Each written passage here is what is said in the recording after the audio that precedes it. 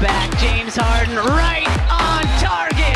Bang, bang, George Niang to Paul Reed from Tyrese Maxey.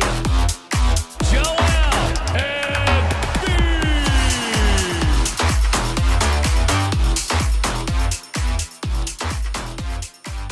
What is going on, guys? Welcome back to the Pick Swap Media YouTube channel. My name is Sean Barnard as usual, and I am here today with Harrison Wynn of DNVR Sports, here to talk a little Nikola Jokic, a little Joel Embiid, a little Nuggets, a little Sixers. So I'm excited to get into it. Harrison, how's it going today?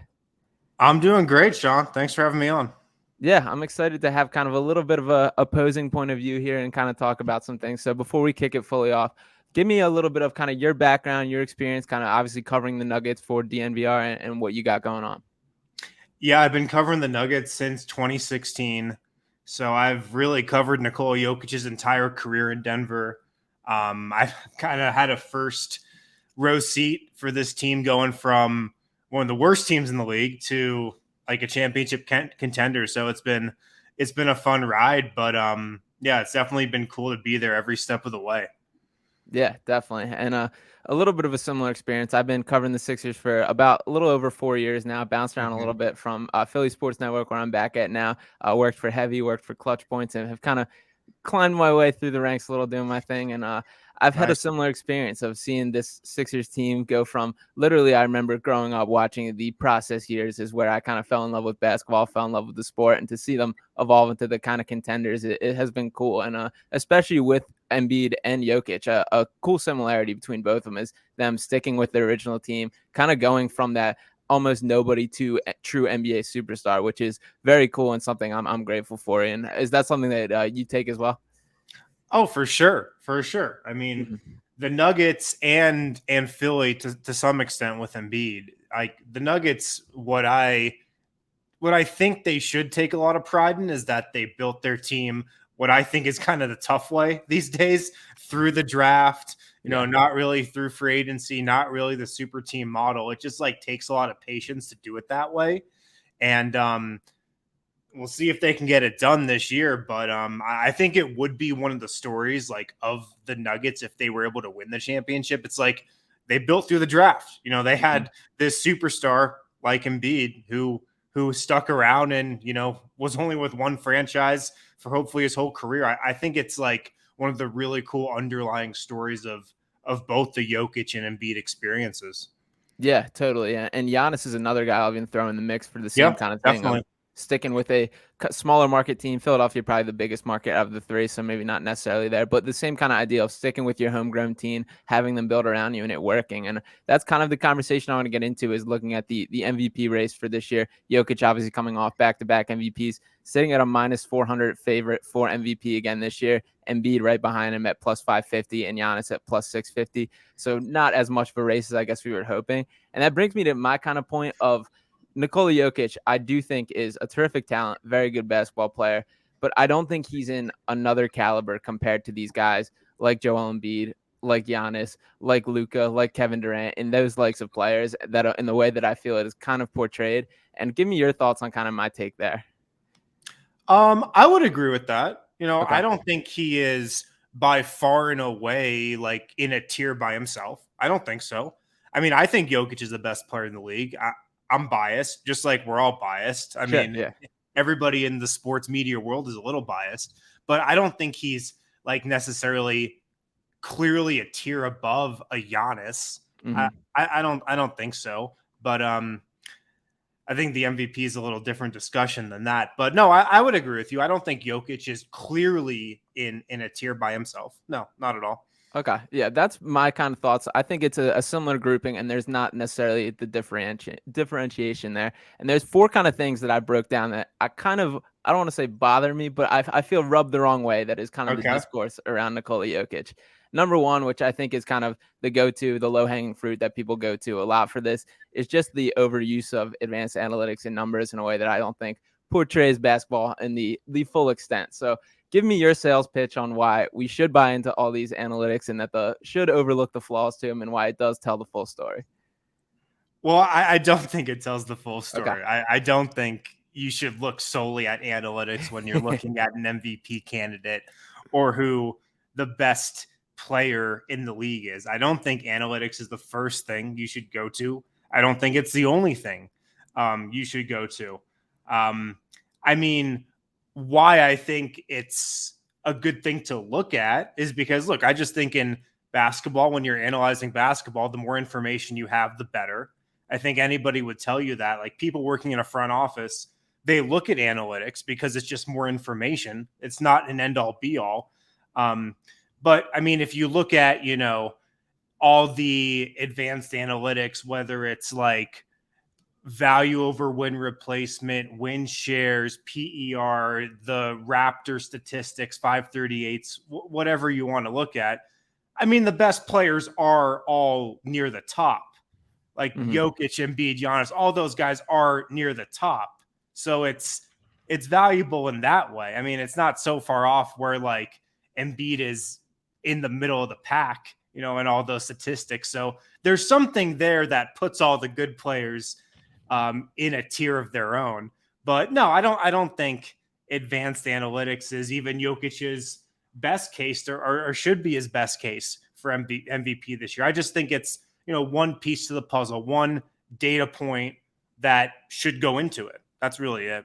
Yeah, and I am jumping the gun a little bit that there is for sure like a legitimate case outside of the advanced analytics for Jokic. First center, averaging a triple-double, all the impressive stuff that he does night in and out, the unique stat line. So he, like, it's beyond just the advanced analytics, but I do feel like it's a crutch that gets leaned on too heavily and something that is the automatic go-to because there are flaws when you dig through it, especially when you look at stuff like the defensive rating. And defense is a conversation I want to get into beyond this and stuff leaning on that just it doesn't quite match the eye test. And to me, like, I will always be a guy that it's like I look at it, I process it, and then to me data is evidence in your argument. It's not what you build it off. So I do think that's something that throws out with Jokic. And kind of to piggyback on top of that, my number 2 reason here is kind of the elitist viewing mindset of Jokic that often gets paid from a fraction of the fan base, where it's kind of like if you're not seeing what I see, or if you don't appreciate him this way, you're wrong, or you don't know basketball in that way. When really it's like, I'm looking at it the same way. I promise you I'm watching, and I just don't quite agree with your thesis here. So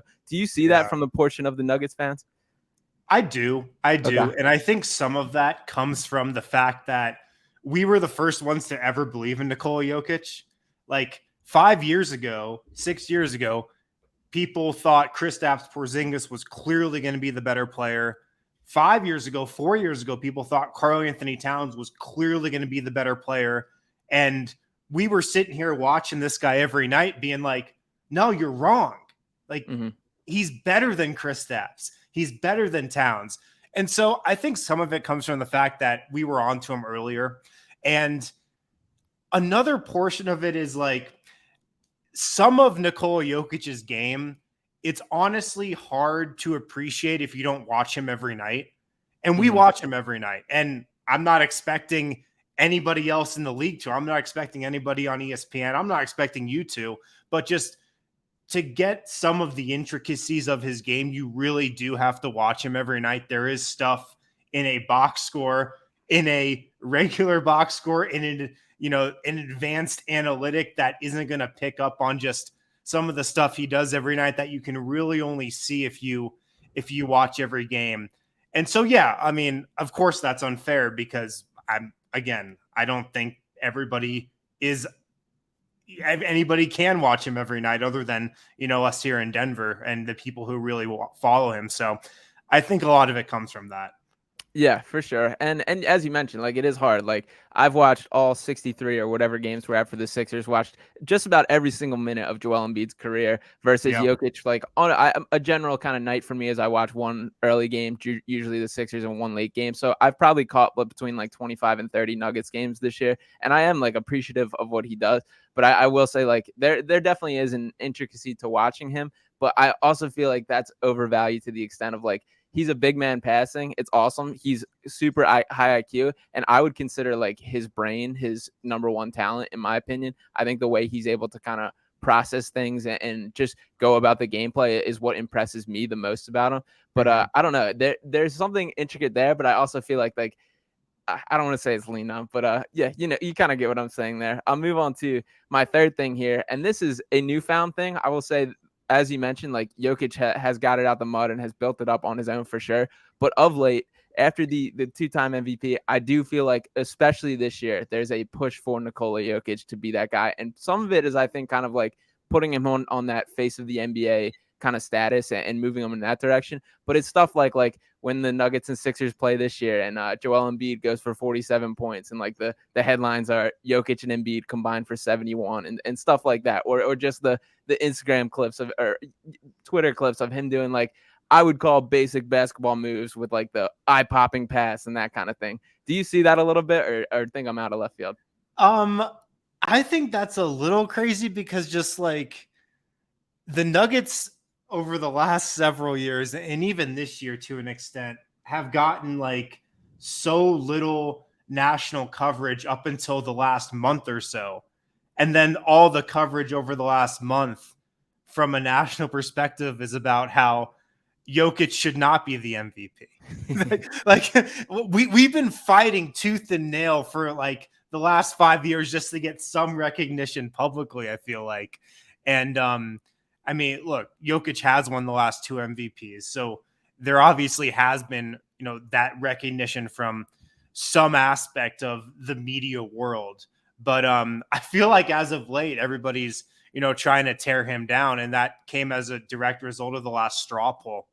I think a reason why he might be getting, like you're saying, propped up or people are wanting him maybe to get this third MVP, it might have a little to do with the fact that he has the best case that he's ever had for an MVP this season. Yeah. I mean, the Nuggets are running away with the West. They might have the best record in the NBA this year. He's averaging a triple-double, and he leads the NBA in true shooting percentage. He's the most efficient offensive player that shoots a lot. So I think some of it just might be a recognition of he actually has the best MVP case that he's ever had. Like that might be a little of it. Yeah, and I think honestly that's a big root of it is I would say if Embiid wins MVP last year, there's probably no debate over Jokic this year. Like I think it is the 3 straight thing that rubs people the wrong way. And you can lump me into that category a little bit. And you kind of mentioned it earlier how the best player versus MVP is a different conversation, which I totally agree with. What's kind of your take? And I assume you're leaning Jokic deserves MVP this year. Yeah, for sure. And it kind of just comes down to what I just said. I mean, I think you have to look at every year as its own year. And this year he has the best argument for MVP that he's ever had. And like I said, it comes down to the fact that they have the team success. He has the individual numbers. And I just think he's been the best player in the NBA. Of course, I'm biased. We're all biased. Like, I wouldn't blame you if you said Joel Embiid's been the best player. I wouldn't blame the guy in Milwaukee who says Giannis has been the best player. It's just how it is. But I just think his resume is undeniable this year. And I don't think it should be as wide of a margin as it was in that last straw poll. Yeah. And I think the reaction to that will definitely kind of shorten his lead or, shorten the amount of votes he wins it by if he does win it. I don't think it's as open and shut of a case as it showed in that. But I definitely think he should win it this year for sure. And the playoff success, look, us in Denver, we're the first ones to say like, yes, the pressure is on this year for him to get it done. The pressure is on. He finally has a competent roster around him. He's finally got a healthy co-star. We'd be the first ones to say the pressure is on for him to get to the finals this year. Like we totally recognize that, but that's not what the MVP is about. Because if you say, oh, he's never gotten to the finals, he's never won a championship, that's why he shouldn't win it this year. What if they do win it this year? How will we look back on that? Yeah.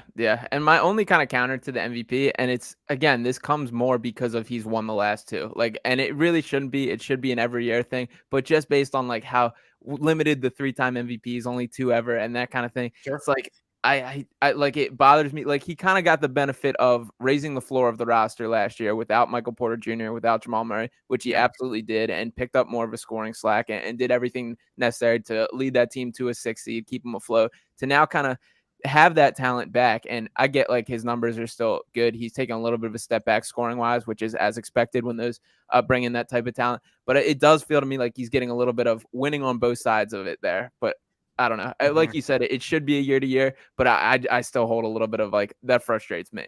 Yeah. The thing about Jokic is he could average 27, 28 a game again this year, like he averaged last year. It would probably be easier for him to do that this year than it was last year, just with the talent around him and, how you just can't focus as much attention in on him this year with Jamal Murray, Michael Porter Jr., KCP, look at this starting five that they have. But in his mind, he's going to do what he thinks is necessary just to win games. Mm-hmm. And the balance that he's gone to this year, scoring and assisting, and just how he's kind of tinkered his game to, I think, just complement the rest of the starting five and complement this roster. And I just think he's doing what he thinks in his mind needs to be done to win as many games as possible. Mm-hmm. And that's kind of, I think, his focus every single year. Last year, he scored because that's what he needed to do to win as many games as possible. This year he's passing more because I think in his mind, he's just, how can I keep stacking W's? Mm-hmm. And I'll touch on my fourth little nitpick here. Sure. And this is, again, from a kind of segment of the Nuggets fan base, but Nikola Jokic has to abandon the underrated narrative. Like, even whenever I will say anything about Nikola Jokic, or there's a post or a YouTube video and there's comments, the first thing is like, Jokic is the most underrated player of all time. It's like, he has literally won back-to-back MVPs. Like, he has gotten his respect. It doesn't get more than that. But do you still see that as well? Yes, I do. And again, this comes from the fact that we were the only ones who believed in this guy up until he probably got that first MVP. Mm-hmm. Like, I'm telling you, man, like the amount of times we've gone to war for him is just incredible. I mean, you probably feel the same way with Joel Embiid, but like I was saying a few minutes ago, people thought like Kristaps Porzingis was way better than this guy and that the Nuggets should trade Nikola Jokic for Jaylen Brown in 2016, 2017 when he first got the starting job in Denver. Like, even locally, man, like locally, radio stations, newspapers, people in this town were like, oh yeah, we should, trade him and Jamal Murray for Kyrie Irving and, some Cleveland role player. Like, this was a legit conversation. And we've been just trying to champion this guy and trying to get him his respect for his entire career. But I agree with you. I mean, I don't think he's underrated anymore. Yeah, you can't be after back-to-back MVPs, most likely snagging his third. So he's earned it. He's earned his way in that conversation, played himself, deserves it for sure, but he can't kind of sit on that anymore. To slide to my next kind of talking point here, what is the perception of Joel Embiid out in Denver? Is he as hated as it kind of feels? I definitely, and maybe this is coming from the Philly bias, but it does feel like he doesn't get the respect nationally that a lot of guys get and that he is on that superstar level. Is he hated out there? I mean, he's hated by some fans for sure. Like some fans that really dig into that. Some fans that, love the rivalry and just love to pit guys against each other. And look, that's fandom. Like that's fandom to an extent. I can't blame them for that. Like that's just sports. In my world at DNVR, I mean, in like Nuggets media, no, I mean, of course we respect Joel Embiid. Like Joel Embiid's an incredible player, man. Like he took it to Jokic in that game earlier this year. Like we all saw that. We talked about that on our post-game show. Like we recognize how great Joel Embiid is. So no, I don't hate Joel Embiid. I mean, he's a great player. He reps Philly. Like he's about the right things. He's about basketball. I have a ton of respect for Joel Embiid. And I think most people in Denver do. It's just like some of the hate is just sports hate. Like sports hate is not real hate. I think a lot of it is that, but no, man, I have total respect for Embiid.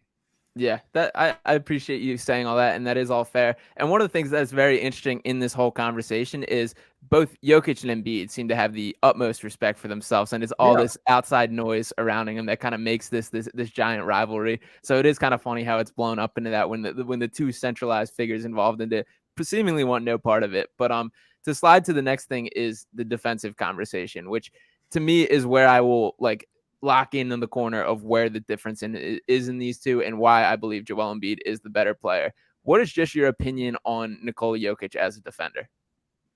I think Jokic is a good defender. I think he's definitely an above average defender. He's definitely not elite. I think when he wants to be, he's a very good defender. Like in fourth quarters this season, the Nuggets have the best clutch defense in the NBA. They've had it all year. And it's really just a result of him and the rest of the Nuggets kind of turning it on and flipping the switch. We've seen that all season long. I think Nikola Jokic is really bad at a couple of just the loudest and most noticeable things on defense. Like he's really bad if you get him switched in the pick and roll and he's got to defend on the perimeter. Yeah. He's really bad as like your quote unquote rim protector. What you think of a rim protector, a guy that can block shots. Nikola Jokic is just not that. But he is really good in a lot of other aspects of defense. He leads all centers in steals this season. He's top 10 in total deflections among the entire NBA. He's incredible. He's incredible in just his defensive positioning. And that's what allows him to get a lot of steals, a lot of deflections. I think he's an underrated defender because, like I said, his worst aspects of defense are the ones that get noticed the most. But no, he's no Joel Embiid. That's for sure. Yeah, and to Jokic's credit, I mean, he's drastically improved as a defender throughout his career. He's no longer like a traffic cone or in the way that I believe he once was, but I still think like there's certain aspects that I believe fundamentally when you're building a team that you just have to have, and I think your center has to be somewhat of a rim protector, and Jokic never averaging over 0.9 blocks per game, limited on the perimeter. My feeling is you either have to be effective as a rim protector or switchable 1 through 5. And Jokic is neither of those things. And we saw in the playoffs against the Warriors when he has to get taken off the floor in a must-stop possession, which, like, to me, you can't have your quote-unquote most valuable player just be doing that and not capable of playing the most important possessions in a game. And to the Nuggets' credit as an organization, they've done a terrific job of bringing guys surrounding him to kind of cover up for these weaknesses. Aaron Gordon has been terrific on both sides of the floor as a cutter on offense and defensively picking up some of that slack. Just having like big bodies and big athletes around them. But is this a concern for you as you kind of launch into the postseason that Jokic could get himself somewhat played off the court in the postseason? It's a concern, of course. I mean, defense is definitely the number one question mark that you have about Denver. Like, are they a championship level defense? And, you know, they started out this season just not giving a shit about defense. They were bottom 10 for the first couple months. Then they started playing a lot of games at home. They started trying more. They started communicating more. And now they're, you know, borderline top 10. But that's still the big question I think a lot of us here in Denver have. Like, is this a championship level defense? That's probably what we're going to find out. So, yeah, I mean, it is a concern. Absolutely. Yeah, and that's kind of the biggest like talking point for me and differentiating factor is like you look at the construction of these rosters, like the Sixers, if you line up the starting five for the Sixers and the Nuggets, I would argue the two worst perimeter defenders out of those 10 starting players is Tyrese Maxey and James Harden. And to have Joel Embiid anchoring the defense and still have it look more efficient than the Nuggets, which looking at just the team numbers so far this year, Nuggets come in 12th in defensive rating while the Sixers are 8th. Nuggets are 10th in opponents' points per game, while the Sixers are 3rd. And this comes from mainly Embiid. And like even looking back at last year, him kind of anchoring things when Ben Simmons left, because I had some doubts about him, how much slack Ben Simmons handled. And to see Embiid kind of really still be the guy has been very cool. So that is kind of my sticking point to Joel and why I'm kind of ride or die with him as the guy is when things all go down to it and it comes down to it in a clutch time, like possession and defense, I'm confident in him no matter what the matchup to be the best defender on the court and to get a bucket offensively. So I guess when like I get into like these intricacies of the game and the advanced analytics, like to me, the game is still about getting a bucket and getting stops. And when Joel is more effective than Jokic in this comparison at both of those things, like I feel like he deserves more of his respect there. Yeah.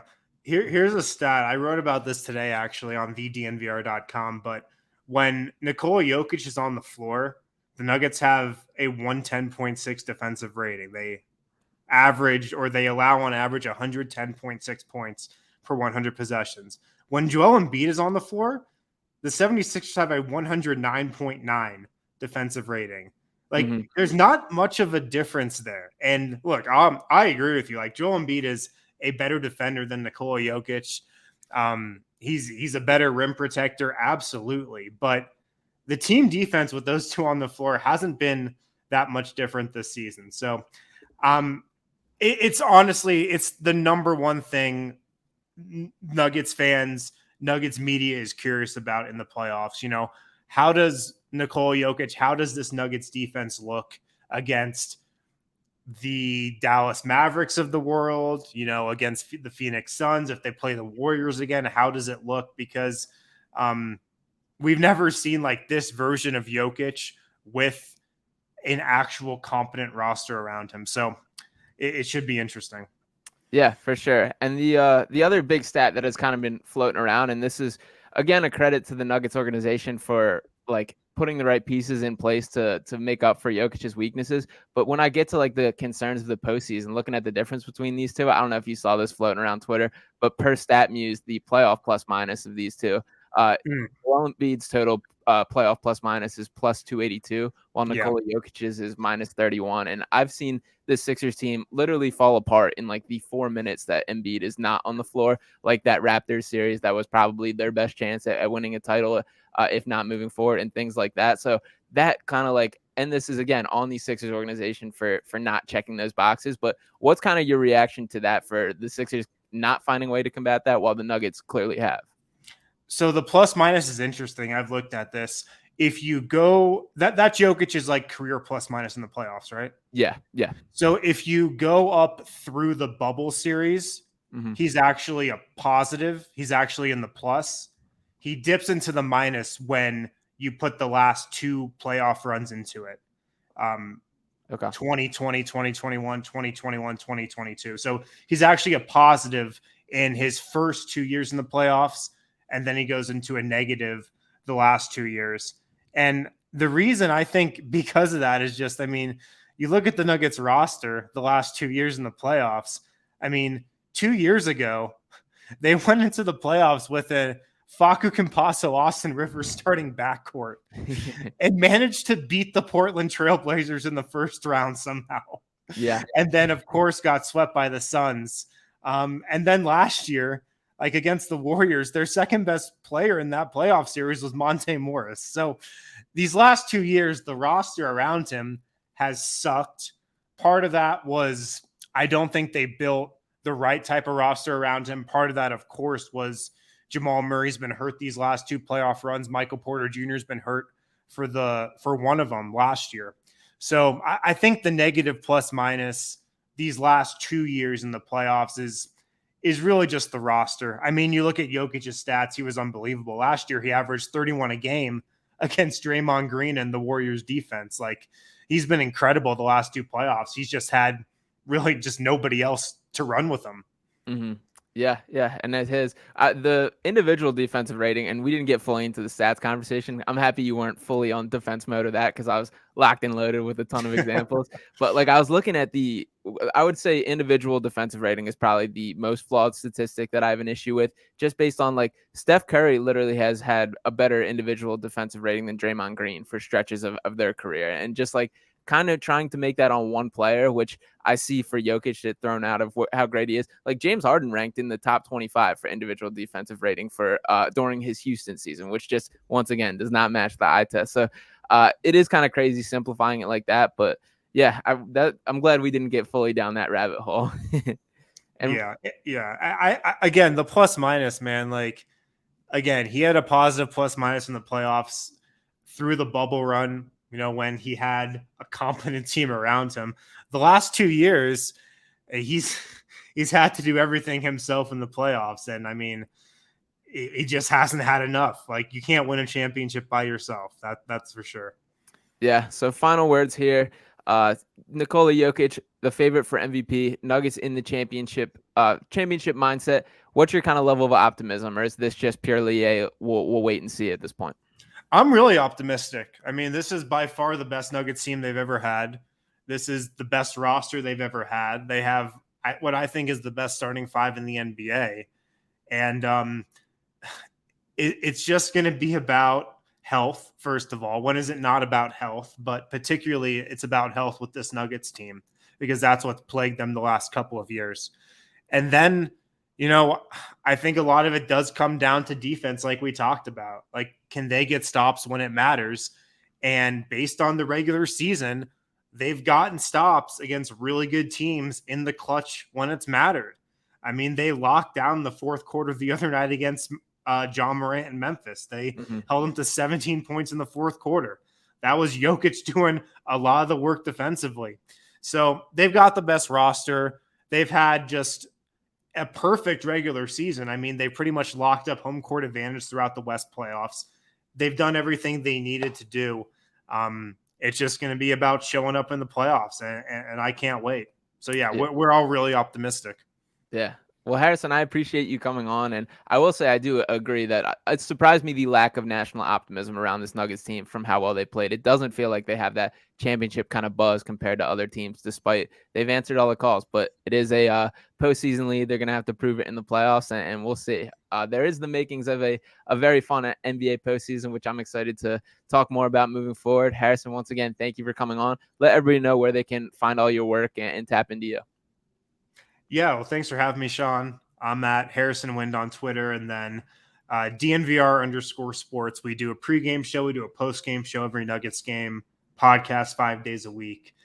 So if you want to just hate listen or hate watch about Nikola Jokic and the Nuggets, that's your spot.